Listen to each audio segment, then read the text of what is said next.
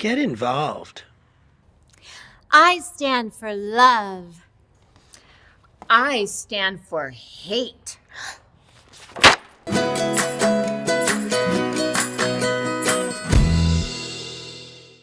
A nun volunteering at the hospital comes out to her car and remembers she doesn't have any gas. So she goes back in, and the only container she can find to put gas in is a bedpan. She takes it to the gas station, fills it up, goes back to her car, and as she's filling up the car using the bedpan, a crowd starts to come around. And one guy says to another, if that car starts, I'm starting to go to church.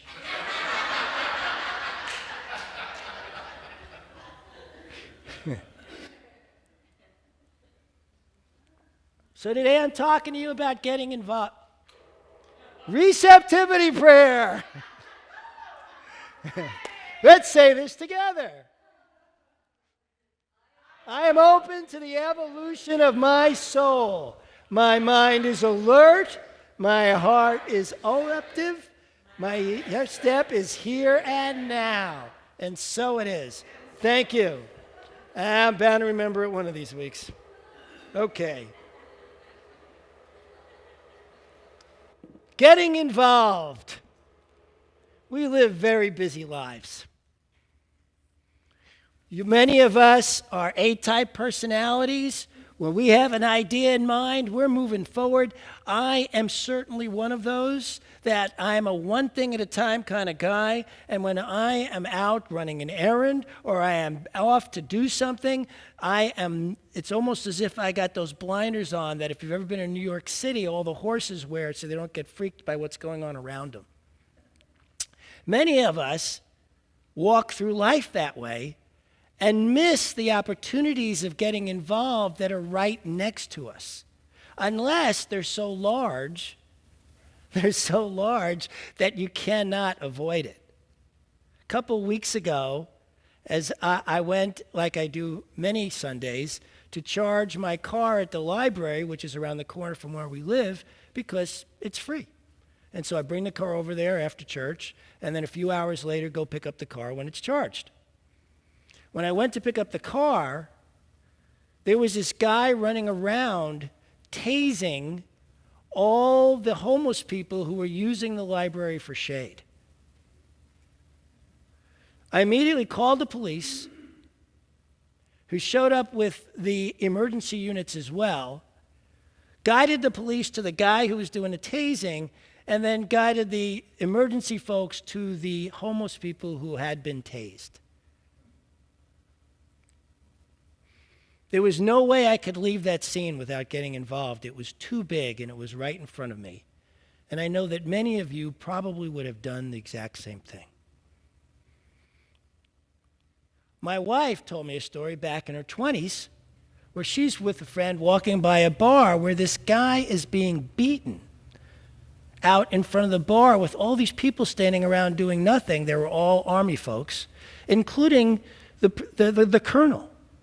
She goes running into the center of that circle and stops that fight. Now that is stepping up a little bit more.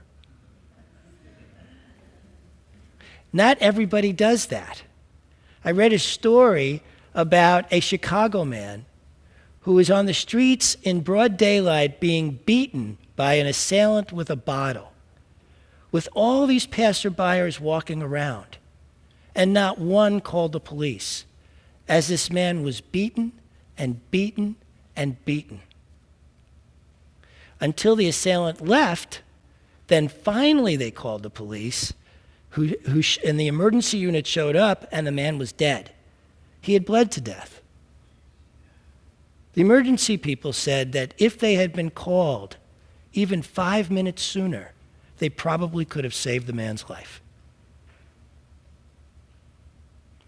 Not everybody steps in. Not everybody's willing to get involved.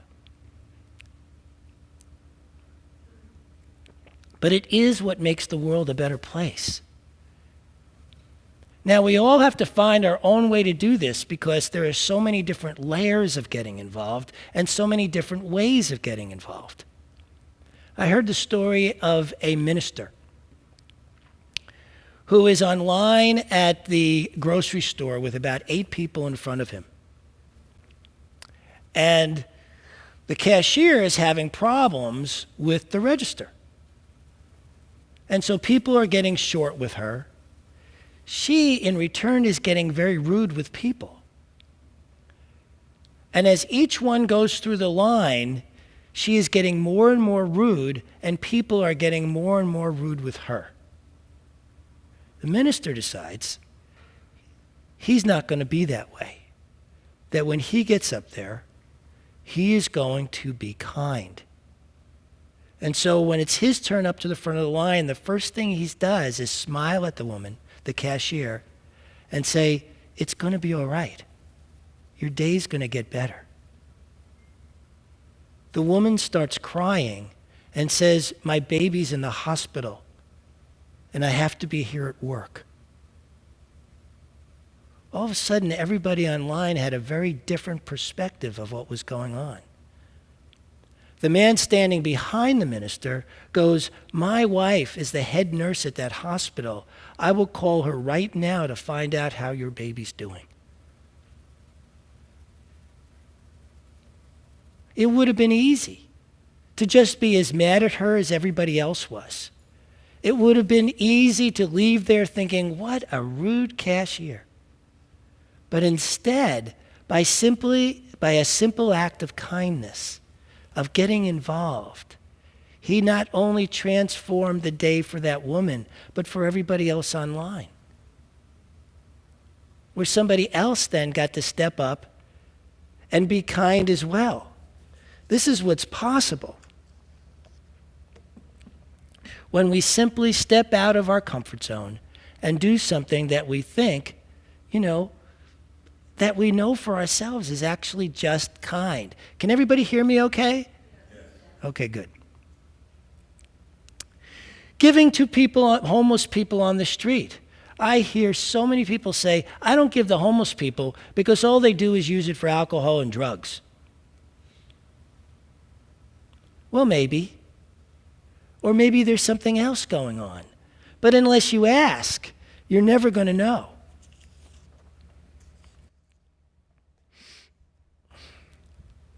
A boss dresses down one of his employees in front of everybody one day.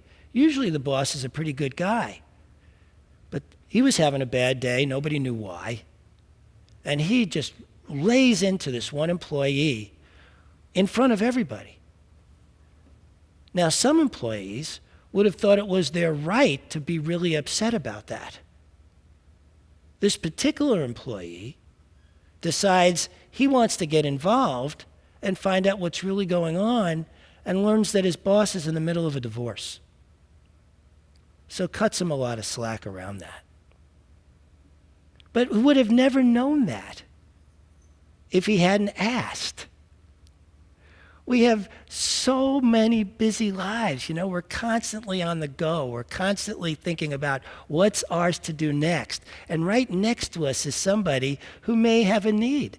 So what I'm encouraging you to do this week is actually look out for reasons to be kind to somebody, a stranger in particular. We all want to reach out to those we love, care about, but reaching out to somebody you know nothing about, that's what makes the world we want to see.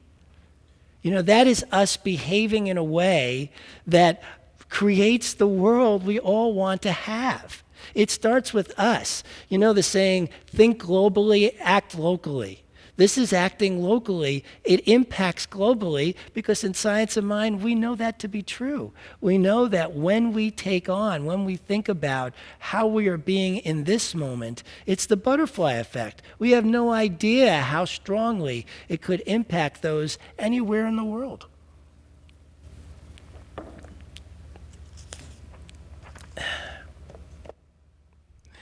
A shopper at another grocery store story. A shopper at a grocery store finds out that he's $12 short on his groceries. And so he starts asking the cashier to pull stuff out, when the person behind him in line hands him a $20 bill. Says, "Here." And the guy goes, I can't accept that. He says, yeah, I really need you to. My mom's in the hospital with cancer. And I've been bringing her flowers. And she said, stop bringing me flowers and use this money for the good of somebody else. And so the $20 I'm giving you is the flowers for my mom. Here this guy has his own troubles, and still he reaches out. He could have easily said, I've got too much going on to even think I need to get out of this grocery store. Instead, he reached further. Sure, he was moved along by his mom, but how many of us are?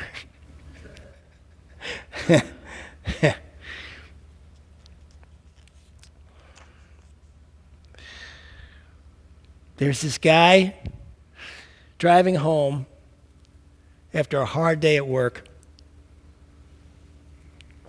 A blizzard's going on. He gets to his turn, and just before he turns, he notices that the car in front of him has a back tire that looks bad. And so instead of turning and going home because he's so exhausted, he continues to follow this woman until, sure enough, that tire blows. She has to pull over to the side of the road, and he gets out and said, I knew that was coming, so I had to follow you, even though my turn was a mile back. Changed the tire for her and helped her go on her way. Talk about looking out for a place to serve. Going beyond. This is called getting involved. This is what I am encouraging you to this week. To rise up, to be more than you thought you could be, to put down the blinders. And when I am talking to you, I want to be very clear here that I could be better at this too. I want to be very clear that one of the reasons I'm giving this talk is because I want to be better at this. I want to be better at not going through life with my blinders on is what I got to do next. I want to be better at looking around me, looking out for situations where I can be of service to those around me. Sometimes it's a simple thing, like yesterday, holding open the door for somebody coming up to out of the garage, holding open the elevator door when I see somebody coming from further away, even though I may be in a rush. Even though I may have a deadline, stopping and breathing. This is a way to smell the roses, right? You've all heard that expression, stop and smell the roses. Well, when you do it with a giving gesture, how much more sweetness have you given to life? And that's what it is we want to do here. We want to give sweetness to life.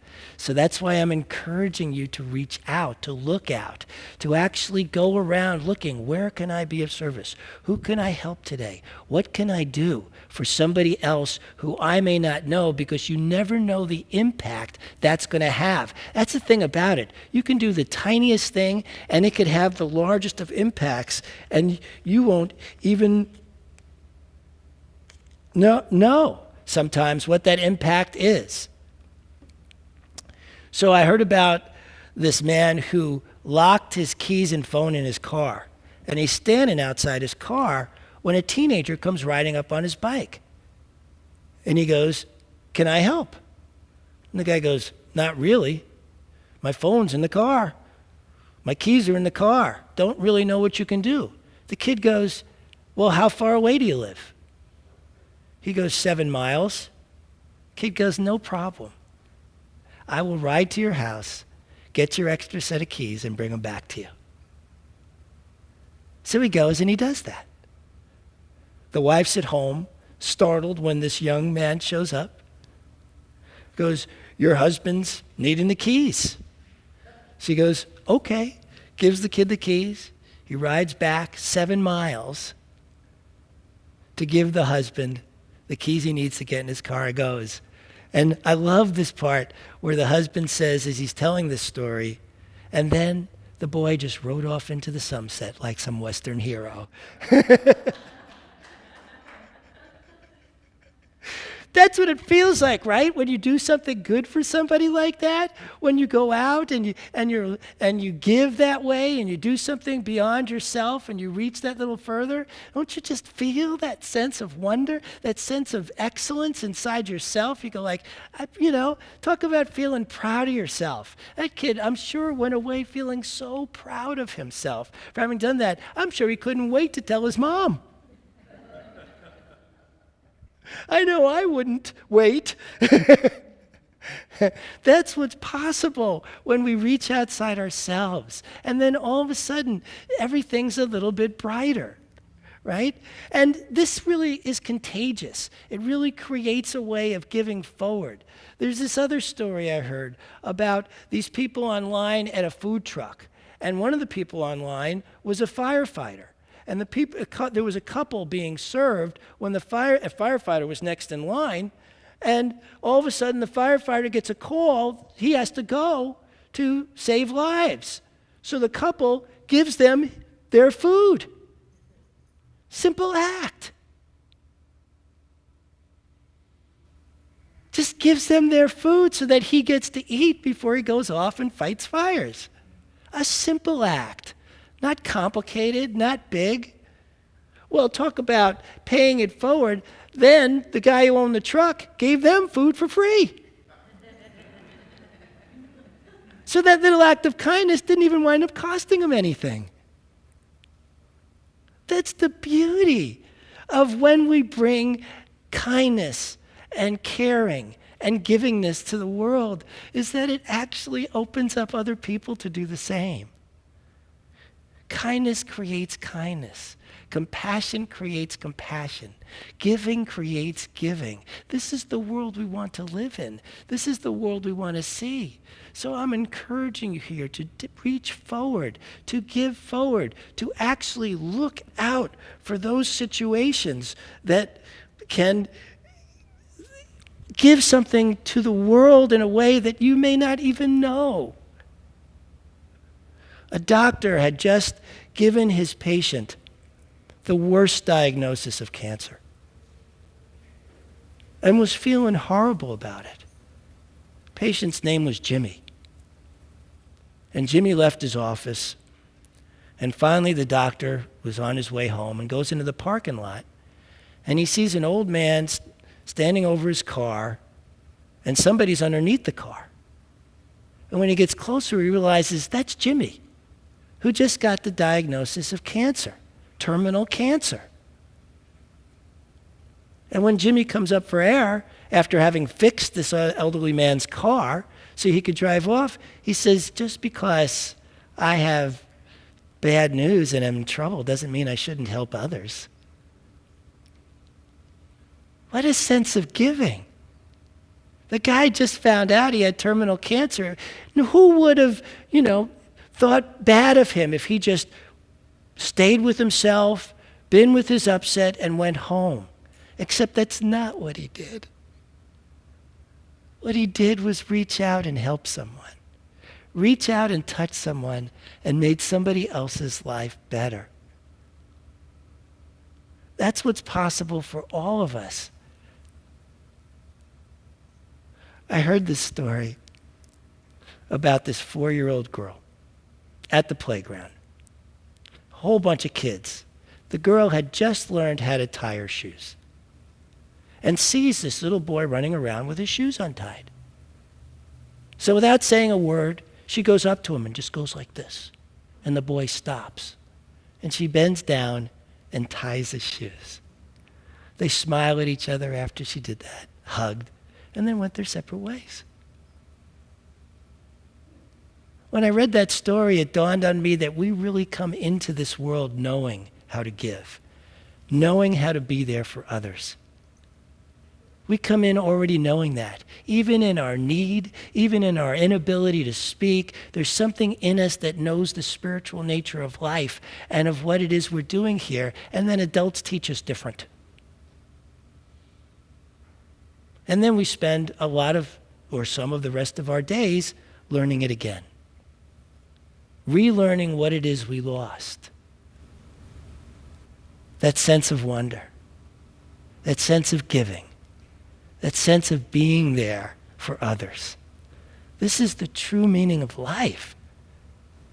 You know, the most fulfilled people on the planet are not those who have the most stuff.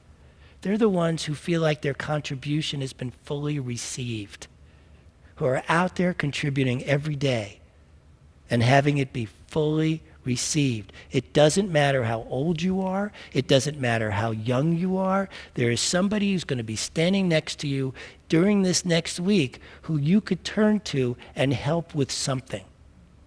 Do it. Please do it. You'll feel better for it. So, one of the things I've been doing around here is seeing how we can get involved in our neighborhood. And I came up with 2 causes that I really like, and I hope you will too.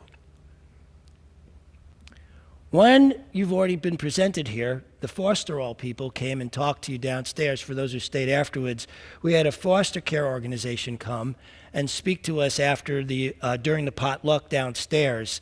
And they've come back with a great opportunity for us to serve. On the Saturday before Christmas, from 10 a.m. to noon, we're going to hold a Christmas party right here for 8 to 10 foster kids.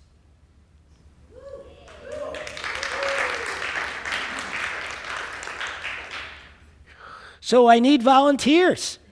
I need people to show up who are going to we need hot food for these kids, we need presents for these kids, and we're going to be playing games with these kids. Now, the foster all people are going to help us with the games part, and they're going to be here as well, and we need people to be here to be with these kids. That'll be 10 to 12 the Saturday before Christmas. There is a sign-up sheet on the table out there, which allows you to not only sign your name, and phone number and email address, but also what you'd like to do that day, whether it be bring food, bring presents, or play with the kids. And you can do all 3. Don't feel limited. There is no limitation here. The other one is there is an organization called Family Promise.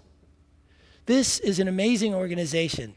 They have a 90-day program that brings homeless families to be having a home and work to support that home in 90 days, and they have a 90% success rate.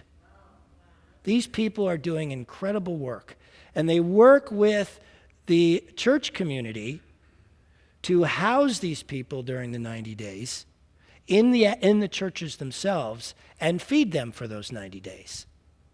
Now, we're not really set up for the housing piece because of all the rentals we have downstairs. We don't have the space open. But we can certainly provide food in partnership with another church, and I'm in the process of setting that up. So if you're interested in serving a homeless program that is absolutely getting people off the streets, please sign up on that sheet. And as soon as we have the week that we'll be providing food for one of these programs, I will certainly let you know.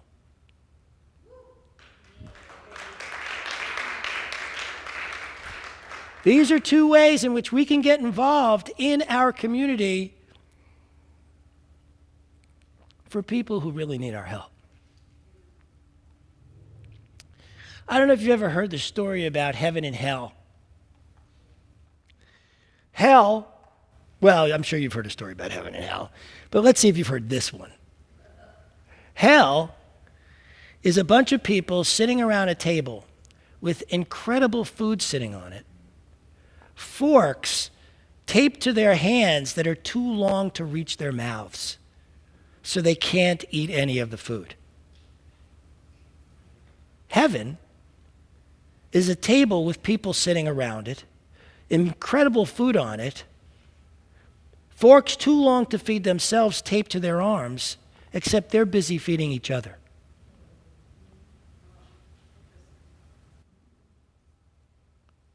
That's what we have here.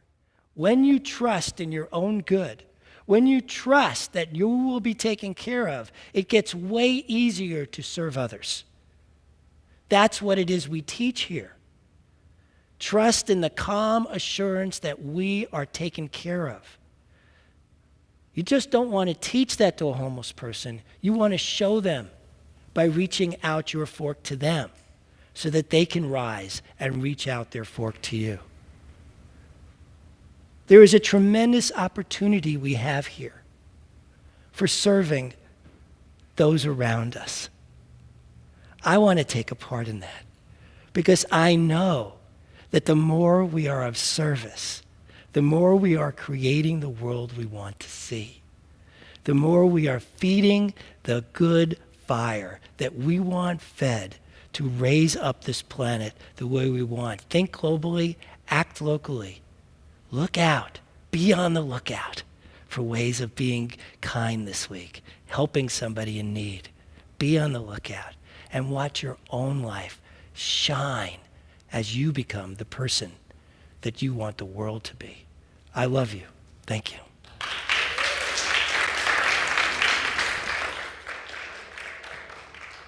All right.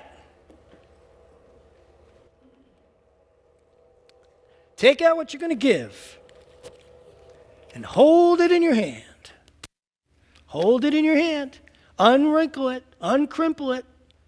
This is how we create sending the power of God that is us out into the universe so that it can return to us multiplied abundantly. This is how we do it. With this power, the law of circulation that goes this way, we send it out and it returns. Boom, boom, boom, boom, boom. So let's say this together.